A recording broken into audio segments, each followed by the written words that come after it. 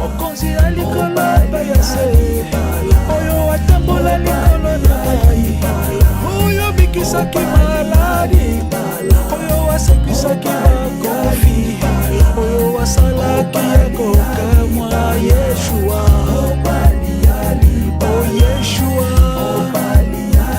o Yeshua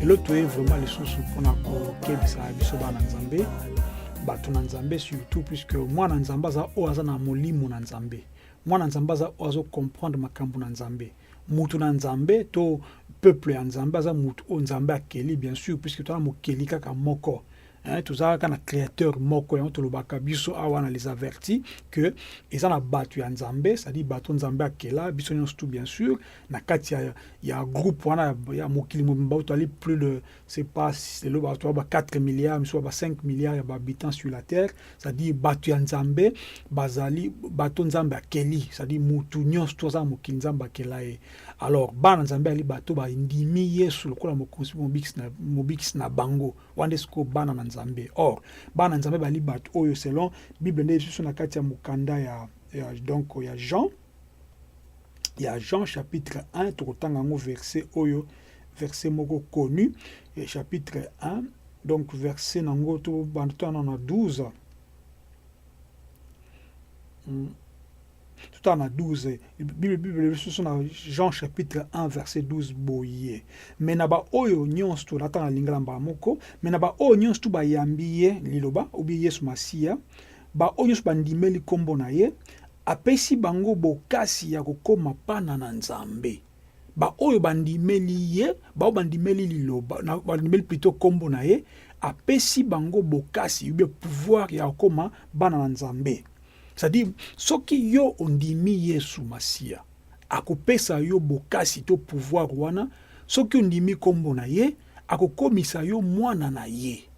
Yango c'est important de comprendre que ce que za mwana Nzambe, Nzamba ko tia maele na ye, molimo na ye na kati na yo. Yango bomona katolobaka, ba msusu baza homme animal.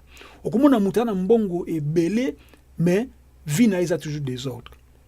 Comme soit lingane kaka bana basi ya mike ala kaka na kati ba hotel azana mbongo ebele mais aviva ka vie normalité musoko mona azali babenge musale munene ya Nzambe azo te abatu bele pe mona pe boyeme o mona bat l'accès na ba vidéo ça ko se masturber par exemple ozo mona c'est dit ça bat oyo basana esprit ya Nzambe te mutu o déjà que tango azo ya na kombo na Yesu ta kombo ya Nzambe azo te abatu mais ce que diable azo sakana lokola onde basakana kana ba jouer na maboko c'est dit makambu nyos tout o eza na kati na eza tellement donc mabe atea kama Nzambe na ndenga mutu.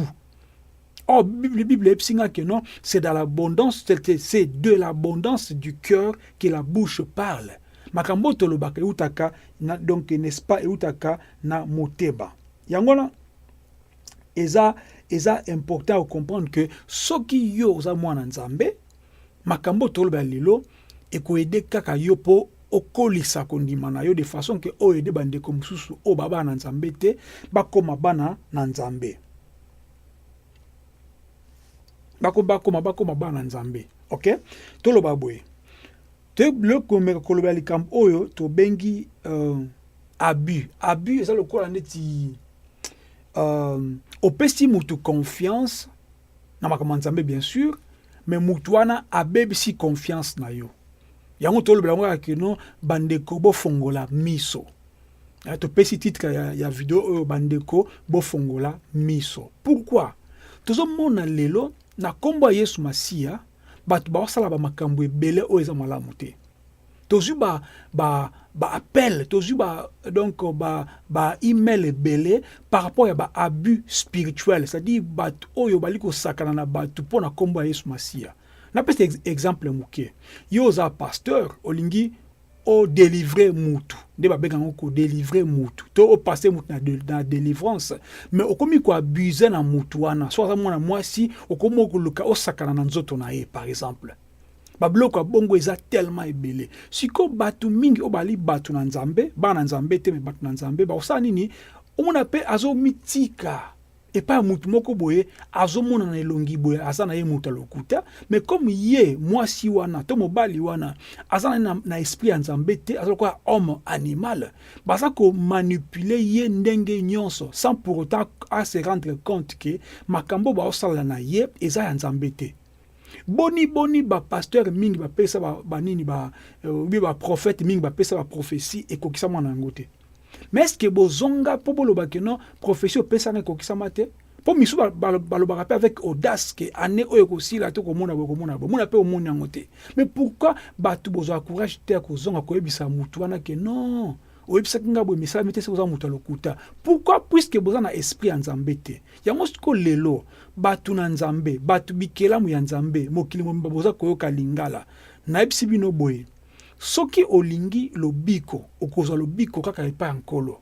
Soki olingi obonga na vie, nde boluka kobonga na vie. Eza siko définition mutu na mutu kobonga na vie lingo banini. Misusu ta mususu alingi abala. Muso alingi peut-être abota, muso alingi peut-être azwa musala, muso alingi peut-être azwa asa soki makambo nini. Nzambe kaka muta pesa ka makambo wana. Ya Bible ebisi biso que non, c'est la bénédiction de l'Éternel qui enrichit et ne se suit d'aucun chagrin. C'est-à-dire ma pamboli ankolo mutu nde et comme saka mutu riche. Okoma pe riche sans que oza na mbongo, oza na riche na bonté na kati na yo, oza riche na motema malamu, oza riche na patience, oza riche na makambo ya malamu. Yango c'est important de comprendre que abus spirituel yaka par rapport à mutu oyo azo kanisa ke okepa mutu pa benge musala na nzambe. Muso ko benga bi ke no frère nazali kamoko boye pasteur moko asali boye. Tant to komi ko continuer koloba ko sola mwana ye moko mutu basali makambo na zo ba non ngai na linga koloba mabe pona musala na nzambe te. Mais soka za musala na nzambe. Pourquoi yo yepa na ngai ko funda musala na nzambe pa na ngai? Pourquoi? Puisque vous comprenez que makambo oyo mutu nazo sala eza normal te. Or, soki mutu na mosala na nzambe, akusala makambo wana te. Boni basabuse na bana basi ya mike to ki ba témoignage belé. Boni, misuku tu baza koyoka soni koloba yango, bato baza abuse. Pourquoi? Puisque ezali makambo ya soni. Makambo ya soni. Tozu ba vidéo mususu awa pasteur azako tia mai na munoko azo ko bwakela bato par exemple. Toujours nini témoignage mususu et donc que pasteur avant a utilisé huile d'onction to lo barakenon huile d'onction et biki sakamutute huile d'onction ezali eloko o esalemaki quelques fois na tango kala puisque médicament ezalaki te bato ba utiliser komi ko utiliser ngo lelo lokola ke ndiri ali kambu ya soki ndenge nini bazui ba huile d'onction mona azwa kozwa soya te na kati ya soyi na ye pona apakola batu. Mais ça qui ndoki. Mais yo ozo mona makambo wana, ozo banga koloba, ozo kasoni ba to dénoncer ba bloka bongo, mais entre temps ozo bossa na ke bat mususu bazo se retrouver makambo wana ba kufa. Puis ce qui mutaso aza ko se retrouver, eza lokola exemple. Soko lingo kende na destination quelconque.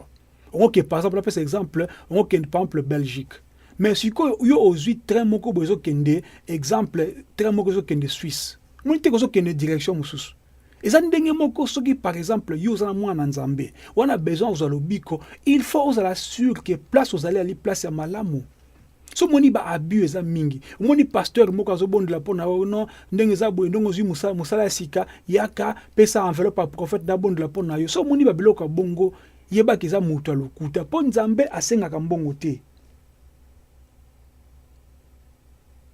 nzambe asengaka mbongo te Nzambe asengaka mutu mbongo te po aza na besoin ya mbongo te. Nzambe aza na besoin ya offrande tolobela makambo offrande uta na motema na yo. Offrande ezali yo moko d'abord mutu. Et c'est important de comprendre que ce que ça olingi kozala abusé te, il faut yo moko d'abord ozala sûr que ça mwana nzambe. Oko mwana nzambe ndeni soki yo moko oza komitika na maboko ya ba prédateur ya ba tolokuta. Bande ko c'est important de comprendre yango. Mutu so mona za na kati ya église mo quelconque, to be yango église assemblée quelconque, pasteur aza ko yebise que non ngana lingite nde boza boka mater mususu. Nga lingite nde boza boka mater na kati internet. Nga lingite nde boza boka ndaka ba séminaire, na lingite nde boza bo, c'est-à-dire alingi kutu te que makamususu yo ye bango, pas on a besoin à endoctriner yo, c'est-à-dire à pesa yo makamu kaka o aye. Que l'église na biso ezaka so ngo kota, il faut longola mapapa. Et biso ezaka so ngo kota, faut c'est-à-dire pesio bikila o aye, aboy o sangisa biloko mususu po alingite que o découvrir vérité mususu ailleurs. Or, soza mwana nzambe, Yesu aibisi atuna Pierre. Pierre olingi ngai, soko olingi ngai liesa ba mpate na ngai. C'est-à-dire il faut mutu o aza ko liesa ba mpate, azala mutu oyo alingi nzambe. Soki alingi nzambe te, yemo katamboka na vie ya mabe, tamso aza na ba concubine, ba makangu partout, maza pasteur. Aza na misala, astafaka misala oyo zaki afuta ba nini ba taxe na l'état te, mazali ali docteur. Azali mutu moko kekutu moko abimaka na basi ya batu, mais azali prophète. Mais bato bongo bozolanda bango, okozwa eloko malunga te. À côté de jamais vie éternelle. À côté de makambo ko sala yo bien en nzoto, po yebike, so ka te yo vie éternelle peut-être comment ko se concentrer. Bande ko comprendre makambo. Et c'est important que le bake, ce qui on a kati ya groupe. Au moins que pasteur moi komi ko bana non ndenge za boye ngai na lingaka so ngo sa makambo ata ba projet na oyebisa ngai non. Ba projet na yo etali pasteur te. Ba projet na yo etali prophète na yo te. Ongo voyager bo nonga na voyager prophète na ngai na voyager oye ofukami opesi enveloppe assemble pour na non ce n'est pas ça. Nzambe mutu abeni saka batu. Yango bozo mona ba abuse continuer baza ko saka na bino po bozo comprendre te. Soki boyebi solo nde ko kangola bino. Solo sikozani zaka Yesu Masia. De tobaki na bandel na Jean chapitre 1, botangi chapitre 1 à partir du verset 11-12 au mona ke nzamba za kolobake ayaki na mokili pa ba oyeba boye. Mami pesi sikomi baluki alobi ke na ba onyo so bandimi apesi bango ba uti bandimi na bandimi kombo na ye, apesi bango pouvoir ba koma bana na nzambe. Soko za mwana nzambe, nzamba kotambwisa bomoi na yo. Soza mwana nzambe, nzamba kotambusa libala na yo. Bate ayo sur libala te, bate ayo sur libala te. Oh non, po ozala bien na libala na yo, il faut ça la boy. Non, conseil bako pesa na mutu nyonso tu. Mais zala yo mwana nzambe te. Mwana nzambe, nzamba ko tondisa yo na makambu na ye na kati na yo, uko vivre bien na libala na yo. Mwana nzambe, nzamba ko tondisa makambu malamu na vie na yo, uko vivre bien na famille na yo. On a besoin de que mutumoka ebisa ko ndengo ko sala, ndengo ko lata, ndengo ko se comporter. Non, on a besoin na yango, on a besoin que mutu ateayo sango malamu comment ko sala pour parvenir na salut. Yesu abisi ba ye ko na que non, bo kende mokili mombato na Marc 16, bo kende mokili momba bo te abatu. Bo te abatu sango malamu, bo te abatu makambo oyo ngai na te abino, bo komisa bango ba disciple na ngai. Yesu abi makambo o ye atea bango. Yesu atea libala te, Yesu atea misala te, Yesu atea ba succès te, Yesu atea royaume. Alobi ke non, bo bongo la mitema po royaume komi pene, eza pene na bino komi pene na bino bo bongo la mitema. Très important bandeko, bo comprendre que po ozala abuser te na batu, il faut oyeba liloba ya Nzambe. Il faut o meditaka liloba ya Nzambe. Il faut continuer à vivre une vie, il y a sanctification. Otika mabe, otika masumu, osenga na Nzambe a diriger vie na yo. Osenga na Nzambe a zwa bo moi na yo, osenga na Nzambe alongola yo ba makambu ya mabe na kati ya mutu. Puisque tango omiyebi koza mutu mabe, mutu masumu, atoke pa pasteur, ata sambele po na yo biki na yo pe. Okobika na yo pe, mais obiki si kaka nzoto me molimo na yo te. Lisolo ba di le prix bobi na kati ya livre à Luc. Ba dit les prêts bakei mais kaka moko muta zonga neuf bakenda. C'est pour dire que o azonga muta comprendre que o lobi que ngo utie pa muto na kende ko tonda e na kende ko pesa e merci. mais bato nyonso o neuf bakendaki saki bazwi lobiko kaka ya nzoto mais ya nini ya molimo na bango te.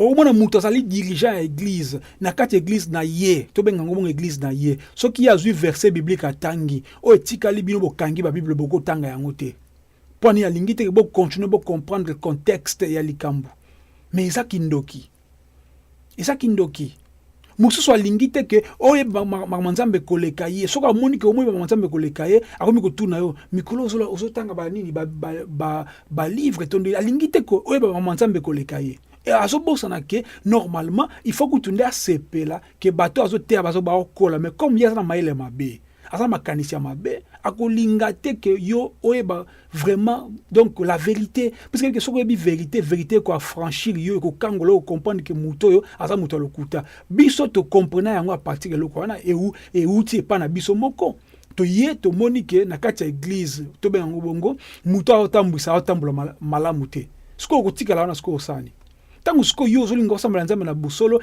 nzambe akomi kolakisa makambo amolakisa makambo ya vi na ye bato bakomi koya koyebisa makambo oyo ya vi na ye obengi mpe oyebisi eke no bayebisi nga boyeboye andimi na ye mpe sikoyo oseka andimi mpo na nini mpo na koyebisa yo ke soit otikali soit okei mais soki yo otikali seke yo oza complice na makambo wana eza lokola par exemple oza na kati ya groupe moko ya bato mutu moko ayibaka ayebi soki bokende koyiba mais yo oyeke na ye mpe koyiba mais yo ovandi kaka boye neti totya neti na banke baki koyiba na banque bokoti na kati ya salle pe ya banque ye aluki ayiba me yo obi otelemi kaka wana okoyiba na yo te yo kanisi ke soki basoda baye mpo bakanga ye bakotika yo te mpo bakomona mpe complice mutu moko aloba ke mutu oyo atikali silencieux devant injustice ali mpe complice soki omoni likambo eza malamu te bato bakokema mwa nzambe na ndenge mosusu yo vandi ozoyoka bango seke oza complice ezala bamusicien bacomplice balingi ke église etonda na bato na ndenge ya nombre mpo ayebi ke akoteka banini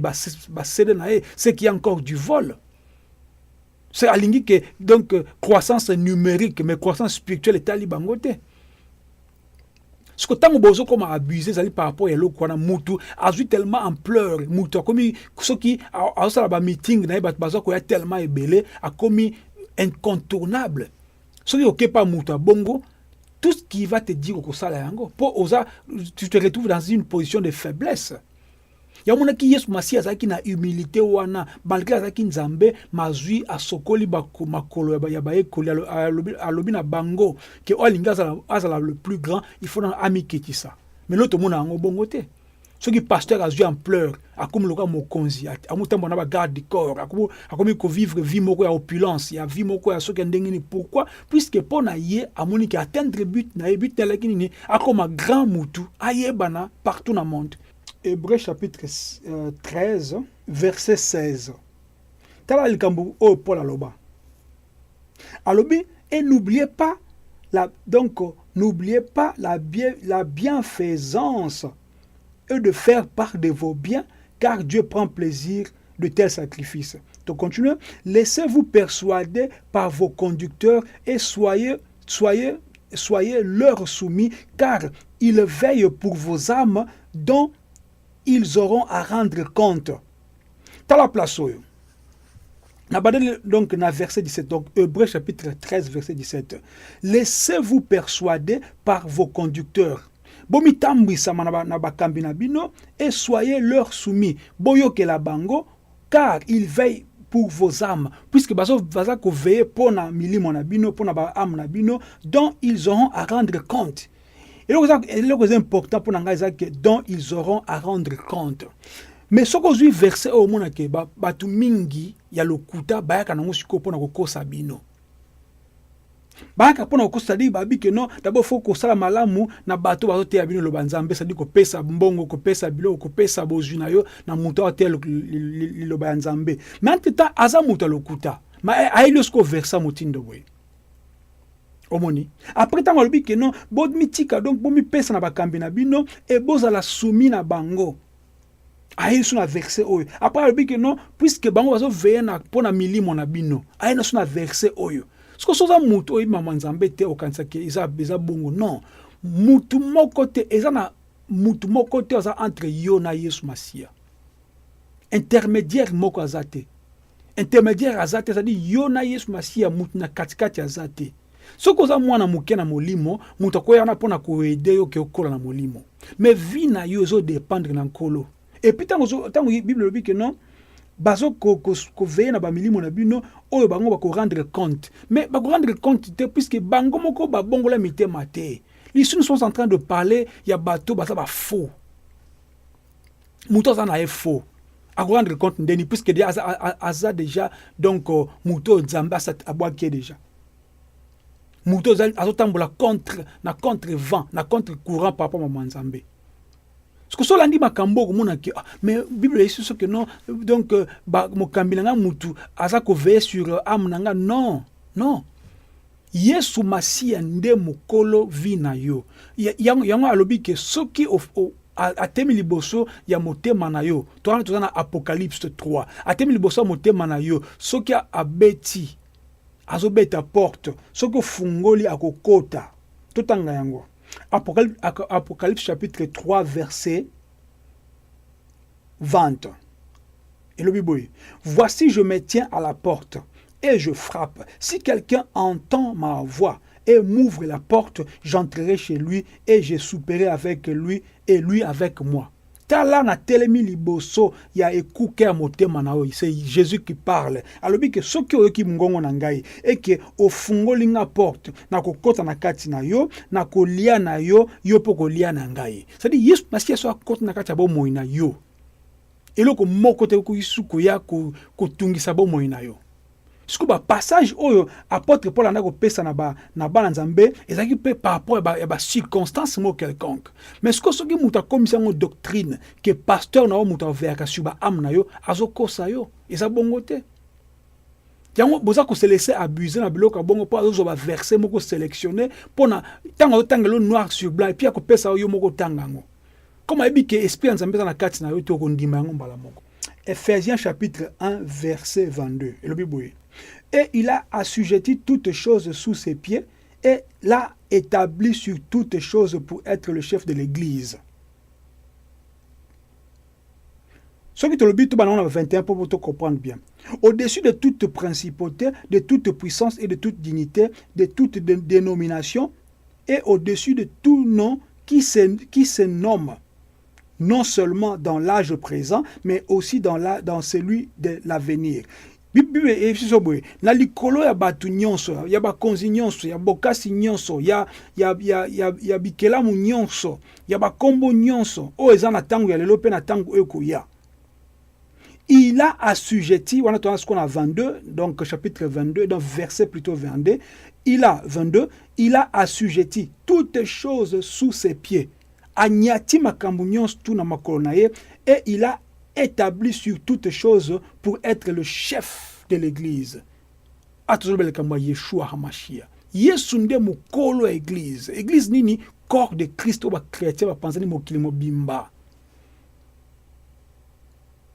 Bible sur na kati ya 2 Corinthiens chapitre 3 verset 16 que nous autres on a biso le temple na ye. Donc to kutanga ngo awa pe lisusu na Apocalypse chapitre 3 verset 20 lobi ke soko ofungoli motema Yesu akota na kati. Soko to lobi ke non Yesu nde kolo église. Pour osala abuser te faut comprendre makambo ke nzoto na yo c'est Christ qui le garde yende kolo nango. Bon moina yo c'est lui yende kolo nango. Muta mokilité. Soki oyebi keza bongo soki muta salika mona kati na yo alika salika mona kati na moko vérité za na kati na yo za Yesu Masia eko repousser ko pesa muta na keba ko toucher nga ite biso to za na kati ya ba système mais ba imposant le bon côté c'est-à-dire soki na moni ke mutu wana zo ya pananga na moni ke yeb na yete na ko repousser non na ochem na boy. Soko benga na miso bato frère yaka na kotia na koyate pourquoi puisque na boy ko sala buzoba oyo liko sala na miso bato po ozwa n'est-ce pas avantage liko na ngai okanti ke so bato passer belé na koboya na koka soni na koyaka ka non soki muta bengi yo asala o prophétie liboso bato ozana droit ko bakeno na lingi yango te pourquoi avant que Nzambe akuta atinda Ananias et pas ya Paul Nzambe ye moko déjà asaki déjà nini asoli déjà Ananias bien avant, asoli pe na Paul bien avant, siko bakutani ta bakutani bayebi ke no eza ndenge Nzambe alobaki. Mais yo siko mutu moko outi nulle part aye boyono sœur yaka vanda wana tellement wana asa juba information par pasteur ko l'église. Yo ebi na ote. Il va commencer à parler des choses sur toi yo kansi ke mutu na mamozo ba solo oko se laisser faire. Et souvent bato bongo na suka akosenga mbongo pa ebi ke no ye il kamba ye les aka mbongo. Balobi na Kikongo kuba sadilanga kuba dilanga. C'est-à-dire place na osande place na zolia. Menteur, voleur. So lingi kozala abusé te na bato mokili, il faut tel la mingi Yesu Masia. So ki mutu aye pa na yo na makambo ezali ayete. Donc nani Paul aza kolobaki non évangile mususu ezate. So ki mutu mususu aye ezala ange aye côté abiso évangile ezali ya nkolote azala mi zanatem, c'est-à-dire ala ke la mamabe. So ki mutu aina makambo oza nzambe te pana yo en que moi nzambe, so ko comprendre ngo faut repousser. Mutu ko bikisa yo te, mutu ko pesa o même pas, ko bénir même pas bon moina yo. Mutu benisa kaka Yesu Masia, oza nkolo na biso. Nzambe pambola mutu landi vidéo oyo na suka. So ko na ba question ko bossa na te tuna biso, makambo ze belé akoloba. So na bina lo banyo so awa, na ba heure na ba heure. O ndambo yo. So retenir quelque chose. Oyo bikisaki maladi, oyo wasekisaki makofi, oyo wasalaki yakokamwa Yeshua.